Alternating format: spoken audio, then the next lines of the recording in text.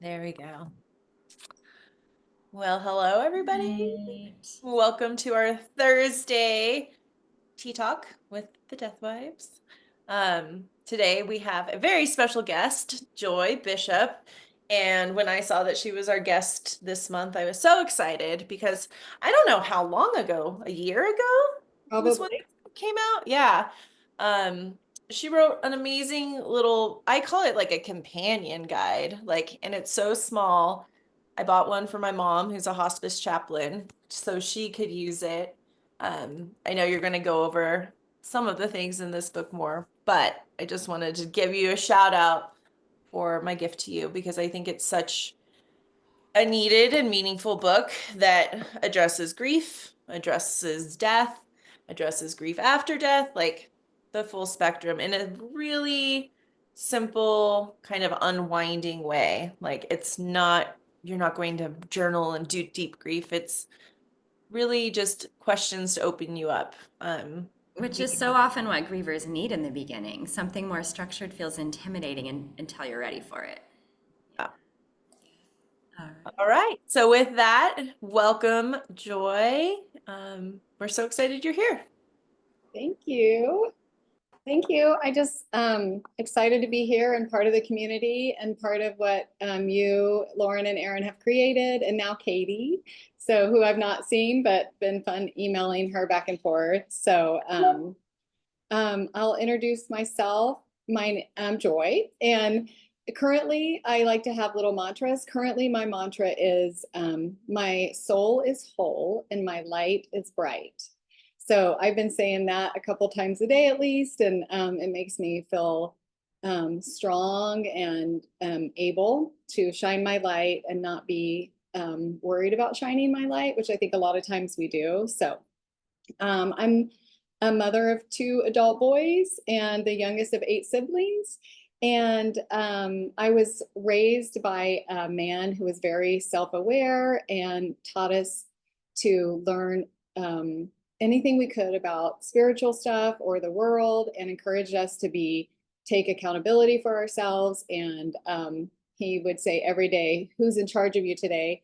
And I would respond, "I am." So my dad was very strong, and then I was raised by a mom who was very spiritual, and she was kind of like an earth angel and was a lot like Mother Teresa, which was very good to be raised by, but also very difficult, has its challenges too. So I've been a social worker for 30 years, private practice for half of that, working with grief and loss here in Kansas. And I got my undergraduate master's degree at Washburn University, where I'm also now an adjunct teacher. So that's been fun with master's level social work students. So that's been very rewarding, and which also, you know, which I'll touch later in this, but it's interesting that they even have a hard time, people in my field that are therapists, and especially the social work students, they told me, "You ask a lot of like you're asking us to do a lot of like intimate work with our families and us, and these are personal questions." And I was like, "But are they though?" Because they really weren't that personal. And they're like, "Well, I guess not." But it's kind of scary, like how people are scared to move towards these deep questions. So I was gonna say a fun fact that I like to roller skate. I roller skate in my house because I have wood floors, and I've tried out for the roller derby team. But then I didn't go back because I was a single mom at the time, and I didn't want to have broken pieces and miss work. So, but I think those are fun. So, okay, how I came about writing my book. It's important that the last 15 years, I really got back in touch with my spiritual side. I call it my spirit team. So I talk twice a day to them, mostly without fail. And that includes my unknown angels, God, and Marcus Aurelius and Mother Teresa. And so I talk to them, I use them, I feel better. But I feel like the book I wrote was divinely written. And so I feel like just being in touch with them has helped me write this book, and helps me daily. So I went on to earn my mindfulness and meditation teacher training during COVID. And then during that time, I started groups. So I started, and that was with Jack Kornfield and Tara Brock. So they had us do groups in the community. So I did groups. And one of the groups turned into a 2-year group with this group of ladies. And I ran into Dr. Joe Dispenza and did some of his work. And then, oh gosh, what's her name? Lynn McTaggart. So Lynn McTaggart has a Power of 8 group. And so I bought the books for all 12 of us. And I said, do you guys want to do this Power of 8 group? And it is an intention setting group. So one of the gals in our group wanted to do an intention for her to write a book. And the thing that Lynn McTaggart learned about the Power of 8 and the intention is whoever you did the intention for that sat in the middle and the people around that was doing the intention or secular prayer, whatever you want to call it, they benefited. So about a month after we did this intention for my friend to write her book, my sister Robin was at my house and I said, hey, we should write a book. And she's like, about what? And I was like, about questions, like having people ask questions. And she's like, what do you mean? And I said, I don't know, like here's one, like if you were to die before me, what could I do to honor your death? Like, what would you want me to do to think of you and remember you? And my sister, who doesn't talk about that kind of stuff, got mad, walked away. And then she came back and she said, if that happens, I would want you to check on Ron and Aaron. And that's her husband and daughter. And then she said, and then she left for a little bit and she came back again. And she goes, okay, and if you just want to be alone, I want you just to listen to birds and think of me. So now I love that. And I have that if she dies first, which, I'll have that. So that happened. And then 3 weeks later, my book was written. So I went home, I would go to work, I would see clients, and I'd come home and just work. I barely ate, I barely slept, and I wrote my book. It was very healing for me. I would fall to the floor crying, and I did a lot of healing. And a lot of times I'd write something, I'd be like, where did that come from? So I just really do feel like it was divinely written.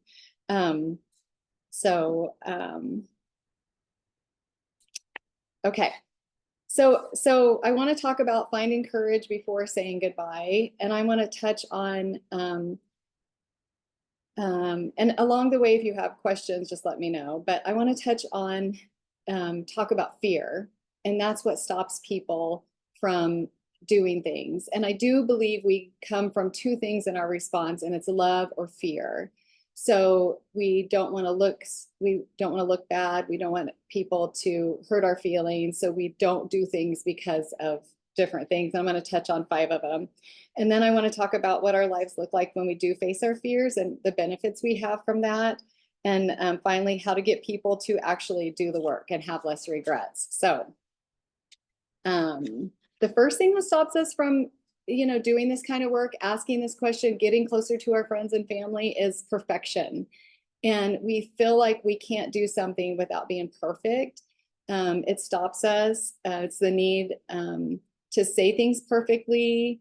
We don't want to look bad.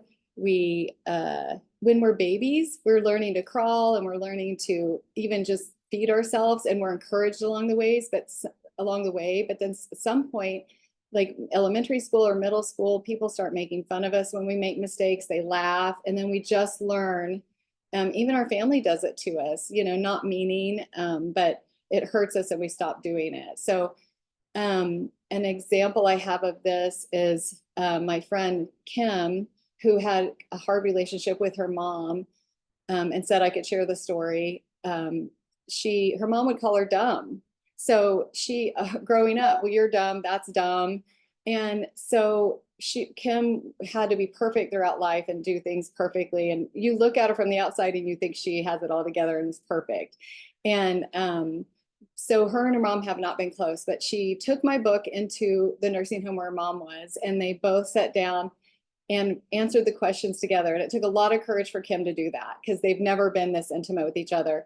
And the staff was coming in and checking on him. She said for 3 hours we cried and we answered the questions and went through 4 boxes of Kleenex. And I thought, okay, if my book just helped Kim and her mom, like what a gift that is. And so Kim was like, very grateful of that. And then she answered all the questions of the book for her 4 children, and she put them away for when she passed, they would be there for her children. So, which, you know, sometimes even just writing a letter is hard because we want to appear perfect in it, and it's perfect just doing it. So that's that. So the second one I feel like is doubt.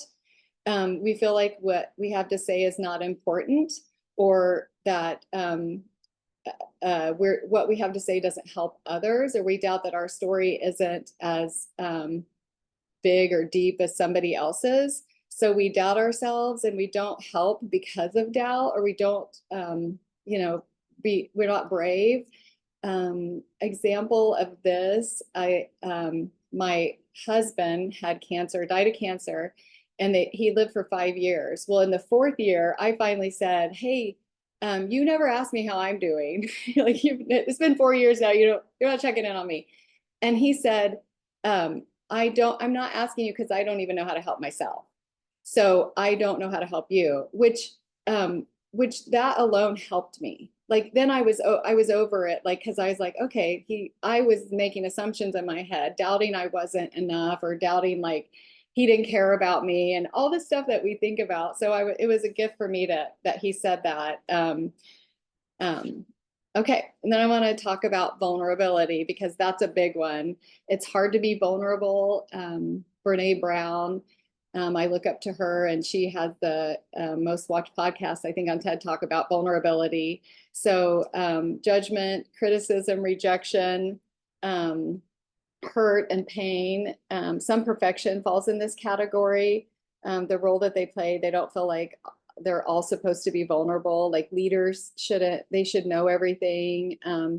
Older siblings should know everything. Parents should know everything. So it's hard to be vulnerable to your children and apologize, or say, hey, I did this wrong, I wish I would have done this over. So sometimes that's why it's hard for them to answer these questions.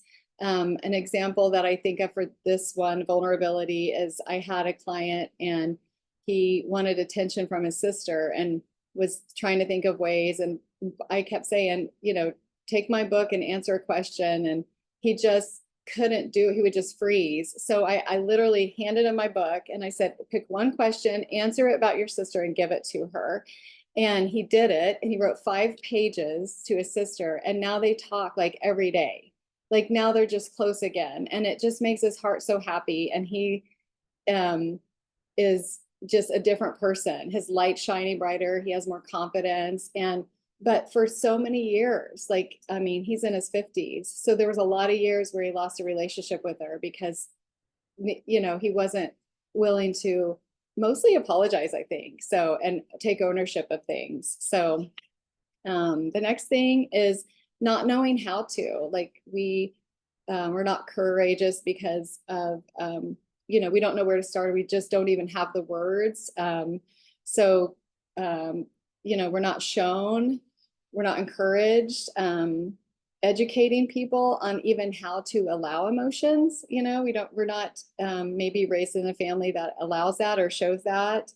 Giving permission is helpful, to giving permission to have the feelings. Like, feelings come up for a reason. They want to be felt. They want you to make movement with them. And, you know, emotions need motions, I like to say. So I like the example of like not knowing how. I worked with this person, and I wrote about this person in my book, but they were having a hard time with their children. And the person finally got the courage to say something to their oldest child, and was worried about doing this because worried that the spouse would be upset. And I just said, this is between you and your child. So make this happen. And that person went home, had the conversation with the oldest child, and then came back and was a new person, felt good inside, felt good. They apologized, took ownership. And then like 4 months later, died suddenly, unexpectedly.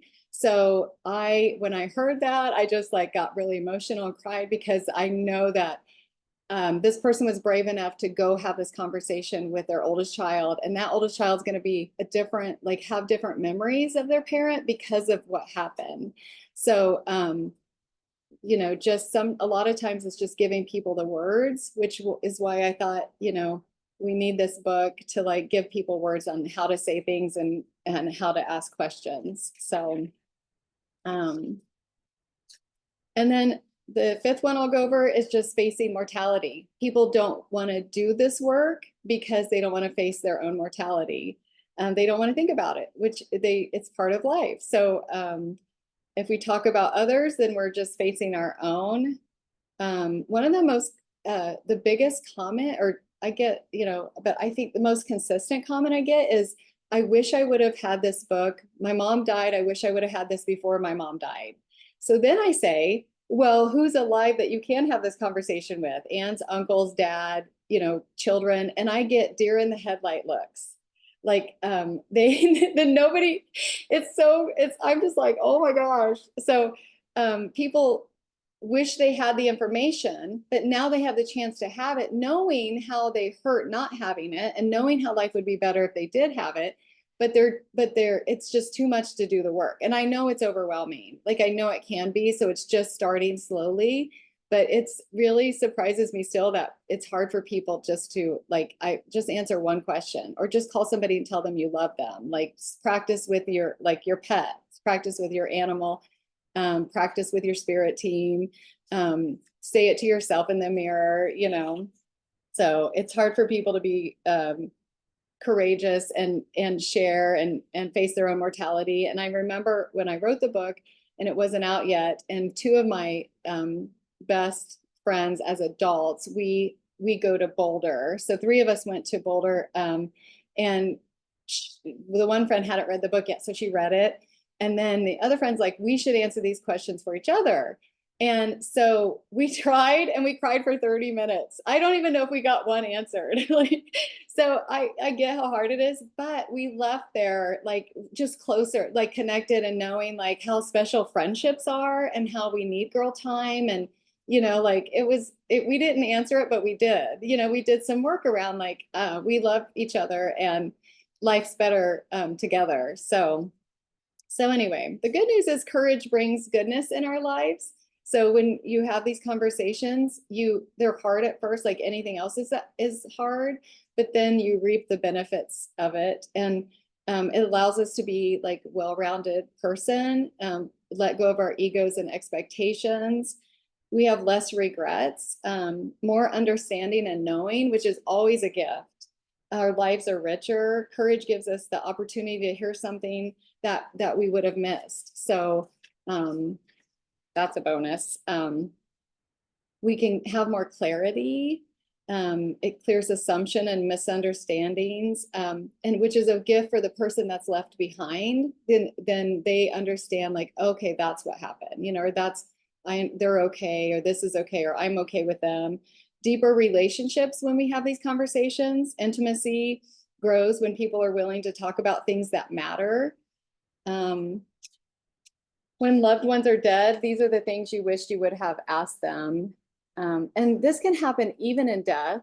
I did this work with my mom. You know, she was unable to communicate a lot. She just worked in action. So my mom was always in service. I saw her action, but verbally, it was hard for us to talk. But as an adult, I got to see like my mom was human. I don't think she could have functioned as fully. She was a nurse, so maybe she couldn't have gone to work if she had conversations with me that were deeper.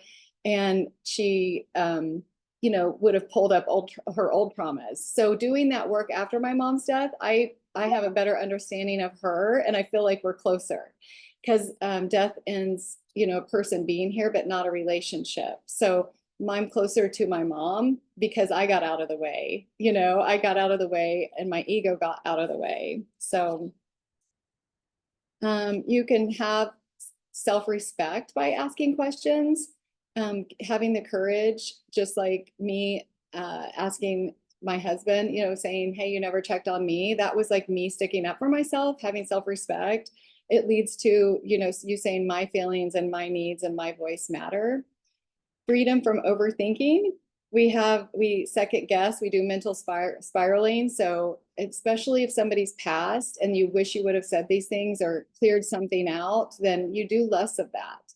And that was really also why this book was important, because I sat with so many people who had regrets, and I just am, trying to get people to do the work that seems really hard at first, but then it's well-meaning and you connect more and you do have less, and you have the next thing you have is growth. We evolve when we go through things that are deeper. We do evolve as people. We gain wisdom, emotional strength, and actual opportunities, because when we do hard work, we clear away heaviness to allow beauty to come into our lives. Healthier boundaries and leadership and influence. I do believe like what you go through and grow through and make it out the other side in a healthy way, you can teach others.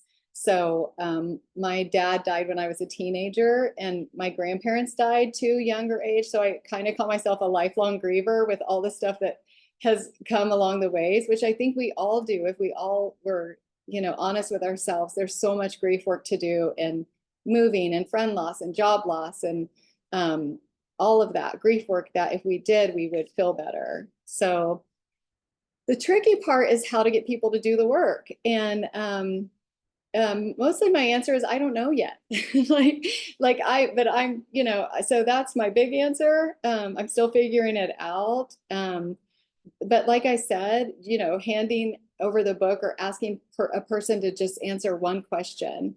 The biggest thing I think that has helped get people to do the work is when I've done talks or that have 50 to 100 people, I do some things that connect people. So it makes them feel just out of their comfort zone. So a little bit emotional, just touching on it. And I noticed that like, I don't want to say 100%, but nearly 100% of people in the room are crying. And this is like a 2-minute to 6-minute activity. Everybody's crying, and it's like, it makes me happy because they're feeling it, So, so then like at my book signing, there was 100 people there, and I did this activity where I had people face each other. So it was one-on-one, and there was a lot of people that didn't know each other, and so they faced each other, and I had one person think of something they were going through, and the other person hold space for them while they told the person, but there was no verbally talking. You're not verbally talking, you're not touching, you're just looking each other in the eye. So for 2 minutes, the one person looked the other person in the eye and thought about their sadness, and the other person just held space and like sent them love. And then we switched. But what I noticed was people were touching and people were smiling, hugging, and everybody had tears. And it was beautiful. One of my clients went, and he told me that he did it with this lady he didn't know. And the lady he explained, I think, was a friend of mine who's scared to talk about emotions and cry in public. So I was happy to hear she was crying. And she even said, "This is very uncomfortable for me." But he said, "I don't know what happened, Joy, but I left a different person than when I showed up." And this guy's type A personality that's totally out of his comfort zone. But and a lot of people that showed up were kind of like business owners and people in the community that you wouldn't think, that have a hard time with this because they're business. So it made me happy just to like dabble in it. And then I think that's what helps people go, okay, I can, that felt good and I'm different from it, so I can do more. So I think the secret is creating the space, and I don't know the secret. And it's not magic, it's just creating space. So so I let's see. I was going to what time do we have? Okay, good. Do you want me to read just a little part of the book? Just a little piece? Okay. Yes, read as much as you would like. We would love to hear it. I haven't read it. Now I feel bad because we're interviewing you, but let me Okay. hear it from the author's mouth. Okay. Okay. When I was thinking about what to read today, usually I just open the book and pick, but I was thinking about the song "Nobody Knows How to Say Goodbye" by the Lumineers. So I'm just going to read that part, just a little bit of it. It's chapter 8. Goodbye forever is the hardest goodbye. Nobody knows how to say goodbye. It seems so easy till you try. Then the moments passed you by. Nobody knows how to say goodbye. And that's the song by the Lumineers. It's a good song. The Lumineers said it best. Nobody knows how to say goodbye. As many times as I have said goodbye to my loved ones, and as many times as I have walked beside others, supporting them to say goodbye, it is and always will be new and unfamiliar. Each goodbye is as unique as your first hello to your loved one. Goodbyes to our dying loved ones are done once. How would we know how to tell our loved ones goodbye? One of the most remarkable yet saddest conversations I had the privilege to listen to was between two young teenagers, Addie, 19, and my son Ian, who was 18 then. They had been playing and fighting together since they were 2 years old. They likened their relationship to that of siblings. They spent much time together for many of their young years. Addie was now in hospice, and we knew she was getting close to her death. Ian could not return to see her, so he chose to call her and say goodbye.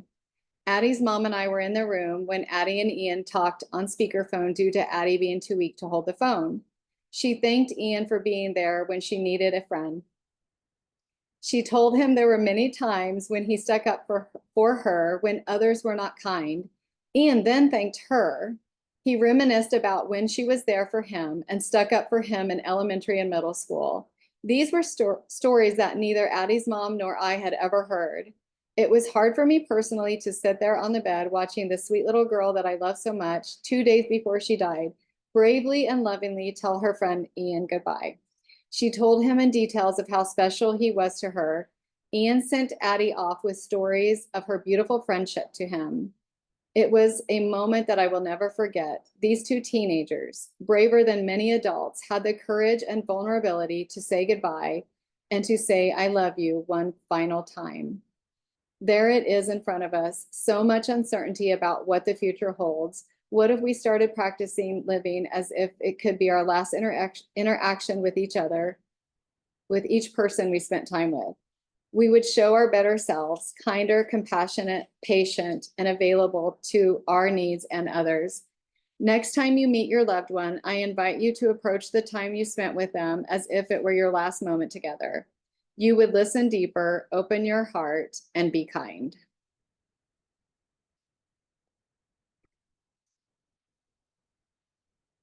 Yeah, So that's what I yeah, it's beautiful. Everyone's clapping. You just thank can't. you. And crying, maybe. I'm crying, so. Oh, that might be the first time I made it through without crying on that story.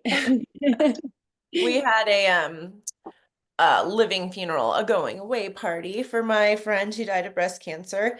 And that we all got to get in bed with her and say exactly that. Like, I'm so happy you were my friend. And, all those things. And it was the best Mhm. funeral I've ever been to because we got to like say goodbye in the most beautiful way.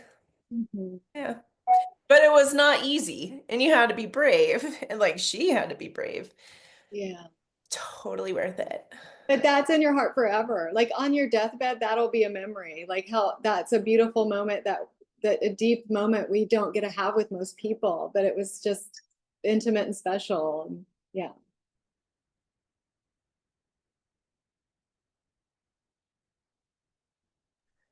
Everybody's loving this. Um, so do you want to read more parts or explain? Actually, it's interesting because you kind of have explained how to use this book, but also it's like, how do you start? And you said, I don't really know. Like, Yeah. how do we actually get these conversations started? Yeah. Um, and I know as death doulas, one of the perks that I think that we have is that we're not immediate family members and we're not necessarily close friends. So they may be open to answering some of these, but I think the most important part is that if you're working with a client asking these, that you're recording it on your phone or whatever, because you can hear all these beautiful things said, or you can hear these stories, but it's really for, the people who will still be here after they've gone. Um, so I'm just putting that out there. if you are a death doula and you're using this as a tool and you decide to have some of these conversations with your clients, because again, I do think for some people it's easier to open up to people that haven't been part of their life because they don't have to be as brave, like you were saying. But just to make sure that you capture everything that they say and gift that to the family. Yeah, and I have found out that people that do answer the questions, they're writing them and then saving them for when they die.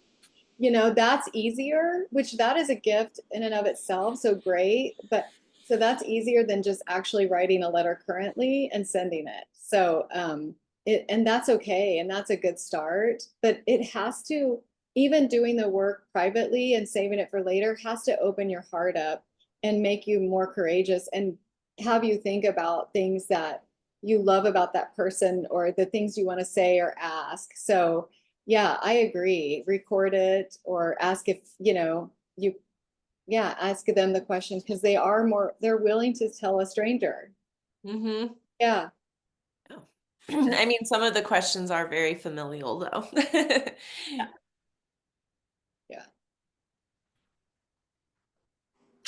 What do you think about the helpers and the grief load that the social workers and the therapists and the death workers carry? Right? I feel like there are people designated to go in and support those who are grieving, and then like where's their upline? Like what kind of grief work do we need as professionals to support ourselves more in these spaces? Yeah, that's important. I do touch on that and I do support people in our community that are in that area. Other therapists and other, especially hospice workers. Um, and they do have each other, and a lot of times there's weekly meetings where at 5 minutes they're all just talking. But it is so important for them to, even people at the hospital, to do debrief, to do this work themselves and release it. There is around Addie's death, there was a hospice social worker that died by suicide after Addie died because Addie um, was was on there for anorexia.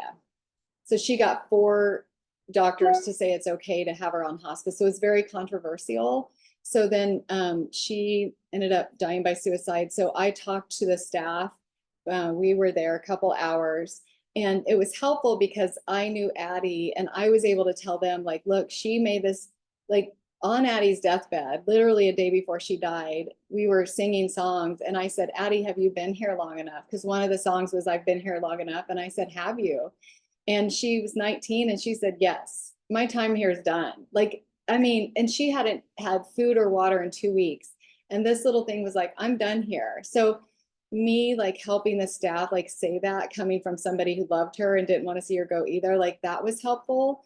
But yeah, like being a hospice social, I started hospice when I was 20, and we have to do this work ourselves. We have to say goodbye to our clients even that have passed, like have our own little mini service, like, thank you for what you've taught me, and send them off somehow. So the as you guys know, taking action and having rituals and doing the work, doing some kind of like, a little funeral or some kind of service around it. It's so important because you'll have burnout. Like we do have burnout and we realize we're not taking care of ourselves. We So do.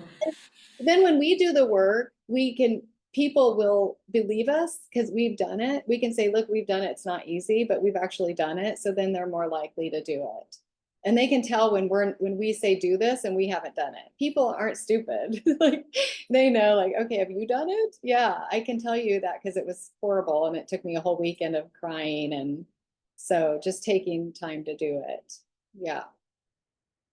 And even asking where you work and telling them you need more time to take walks with each other, or that needs to be a part of you getting paid to do is that self-care. And I Yeah. know Well, that that would be innovative and amazing of employers.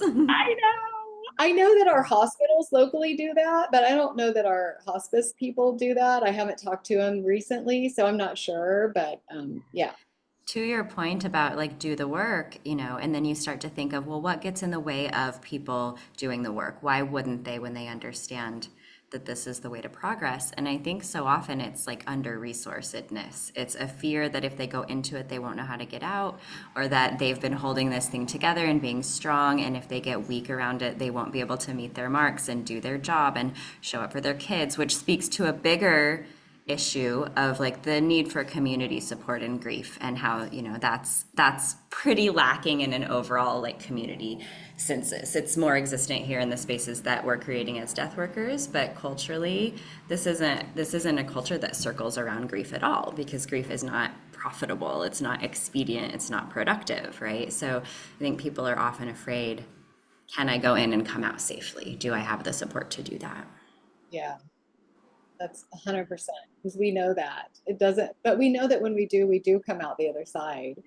Like we have 100% of the time, but each time it doesn't, you're worried that it, I know when my mom died, like I literally felt a hole in my chest, and like it was so real to me. I didn't know why other people weren't talking about it.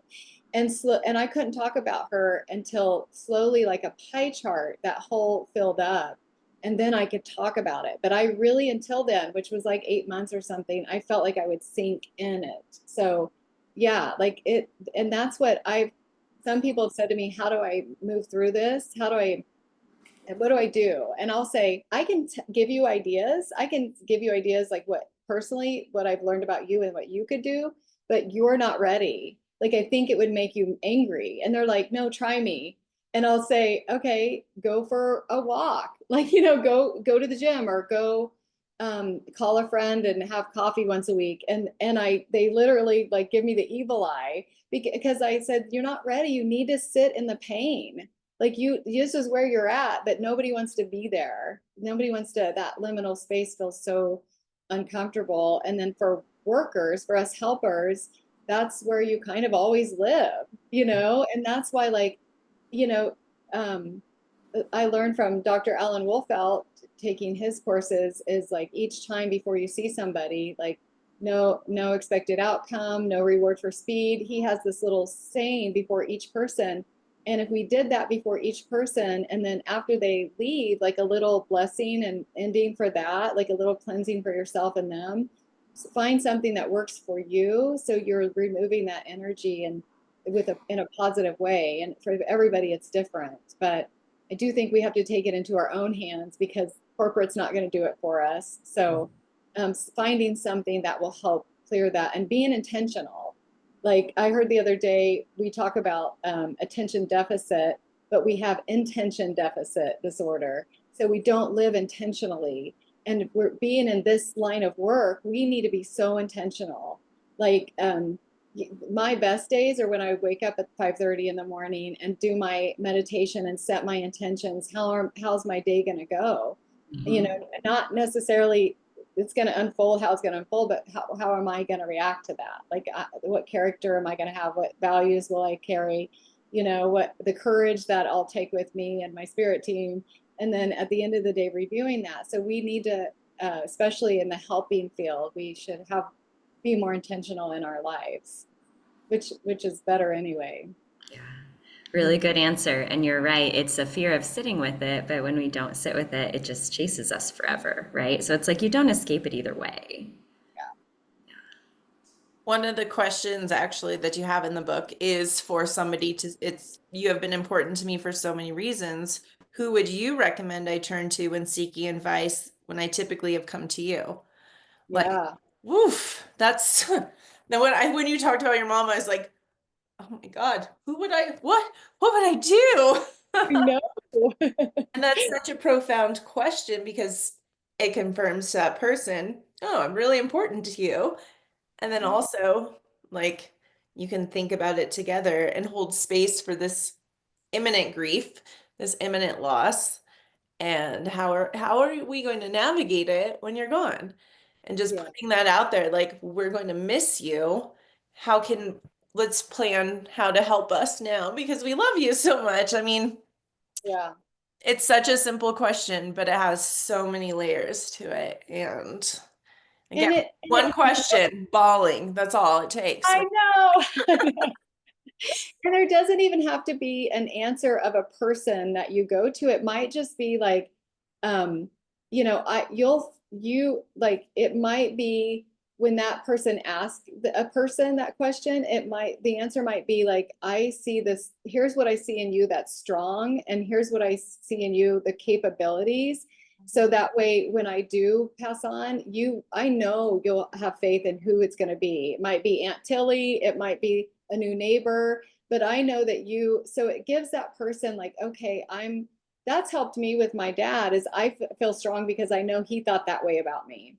So it's Hmm. giving an opportunity. Sometimes the question isn't even about the question. It's an opportunity to make that person feel strong and seen and loved and capable. And so, yeah, Hmm. but you do like when my mom was here, and even the last couple of years was super sick. Like she couldn't do anything for herself, like mostly. But I felt my world was safer because she was in it. Like I was always safe because I had my mom to protect me. And then, so yeah, when you're gone, it's like, who do you turn to? Hmm. Yeah. Things that we just don't think about yet in this line of work, we should think about all the time. And Yeah. then the intention part, I wrote that down because I do think that that is lacking, especially now. People are in so much fear, so much grief. It's hard. It's hard for people to take that moment and live with intention and live with that courage. But you said it at the beginning, it's like when you do that, you can't help but live a fuller life. You can't help but like engage and really see people. And when we can do that, then we're actually healing all that fear and grief and sadness that's going on in this world. And so, yeah, living with like the intention each day of what is this day going to look like? Who am I going to help? Maybe I ask one of these questions today to someone in my family. I think it's such, again, a simple thing, but also not accessed enough right now. Um, so I'm Yeah. glad that you said that. Yeah, I've written to my boys and my sisters and some other people, but as if the plane was going down. I heard this from somebody else, and you had 2 minutes. So you Mhm. just sit down and write, no matter on a card, so what comes out comes out. And I've done that a couple times with my boys, and I've been surprised about what comes out. And I've said things to my youngest that I would not have thought of if I hadn't have done that, which then made me feel bad. I didn't think of that, but I was like, okay, that's all right. So and then it just any little activity you do like that is just makes you live in this like this gratitude state, or this state, the reality of life does end. And so you're just gonna do things differently. You're not gonna sweat the small stuff. And other people will see that in you. Life is just not worth it getting mad about the traffic or Ripples. That's a really powerful exercise. We've definitely, the concept of writing letters is not new, but like 2 minutes, what would you say? Like eliminate everything that you don't need to say. Like, what do you really need to say? That's powerful to do. yeah. Yeah. Do you feel comfortable telling us what surprised you about your response? Well, yeah, it was about I didn't like, because he's the baby. So he's my baby. So I didn't give him enough credit about like what a man he's become and how strong he is. Like the strength and like just the greatness that he's a school teacher and a coach, and like seeing him as a man for the first time in that 2 minutes, and like how important he's like I know how important he's been in my family. Like but that part, like I don't know that I've ever would have said that to him, and I think that was important for him to hear. So I'm so glad that came out, and I'm so glad I did that activity, and I've done it, again and again. That surprised me, but other stuff hasn't. But I want to keep doing it just to see what comes out. Even if I don't send him the 2 minute death letter, which is kind of creepy to some people, I can at least just take what I wrote in there and send a text and going, just thinking about this today, like how important you are. So Yeah. you don't want to overdo it. Like you could overdo it, but if you did it once a year at Christmas or on a holiday, it's just nice to hear. Nice to be appreciated. Yeah, but I hear you on the you could overdo it part too, I feel like I've sent messages like that and they've been like, "Are you okay? Like, Yeah, do you need to tell me something?" exactly. Yeah. Isn't that the sad part though? Like if you give people compliments and love, they're like, what's wrong? Like, Yeah, they are. wait, nothing. I'm just realizing that I could die every single day, and I just want to make sure that I'm living a life that I enjoy and love, and you're one of those people in my life, and I want to tell you how amazing you are. Yeah.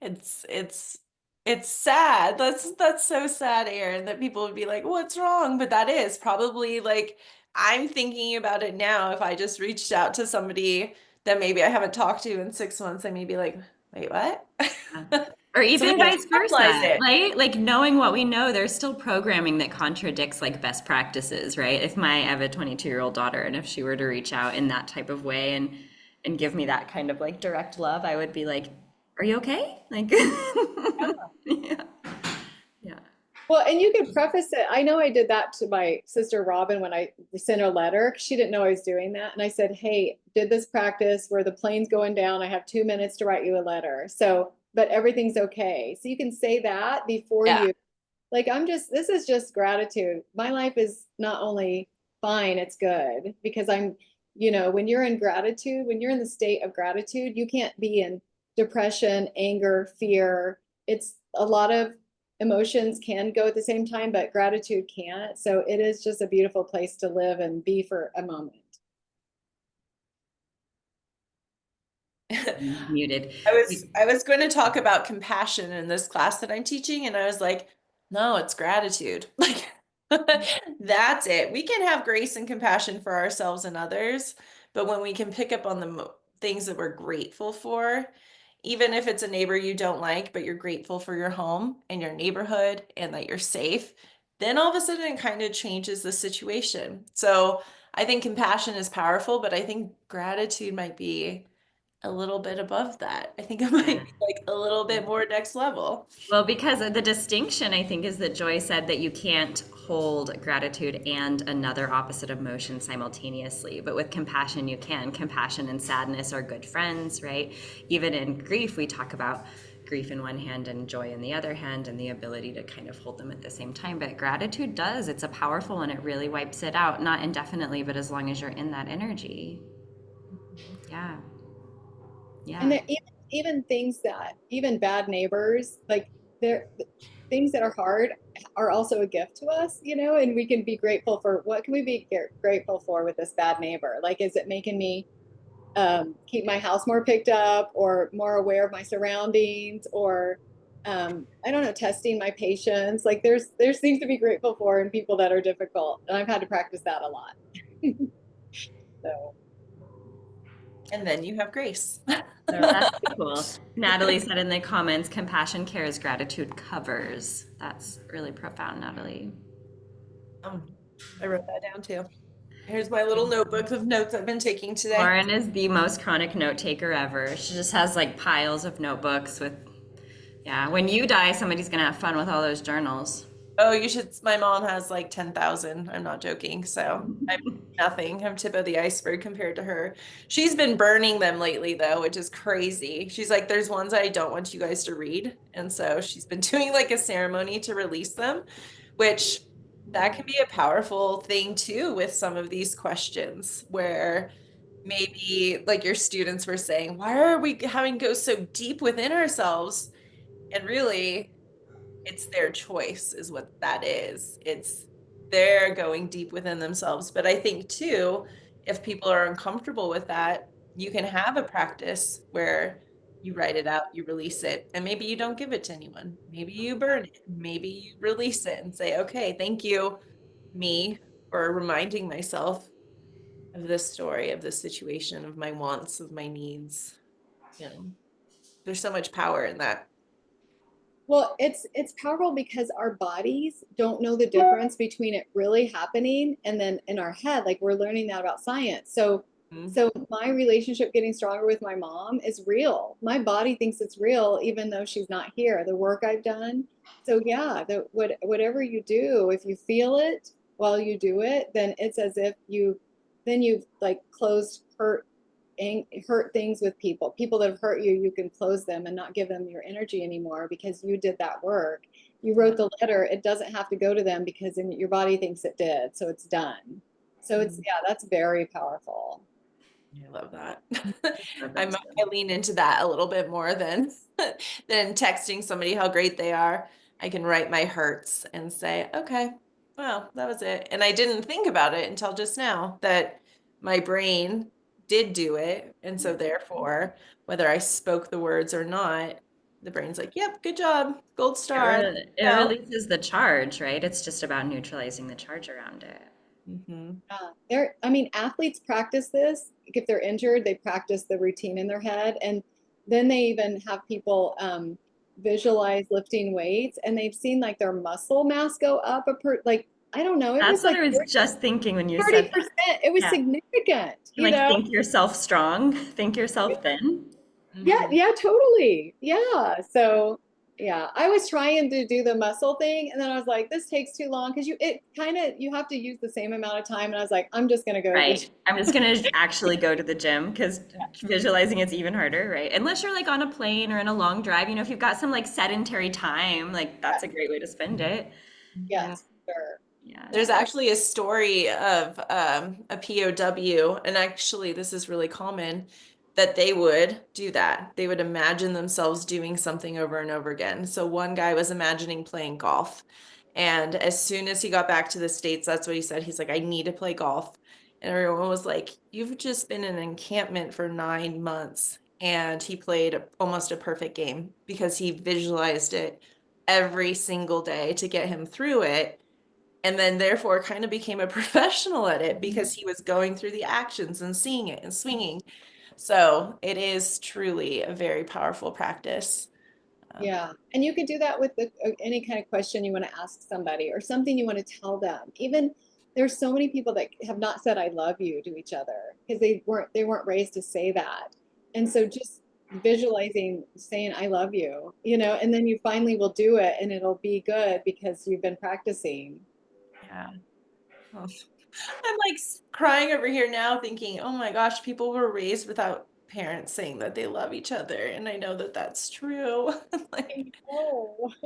I can't even imagine. My kids get sick of me telling them how much I love them, probably. Yeah.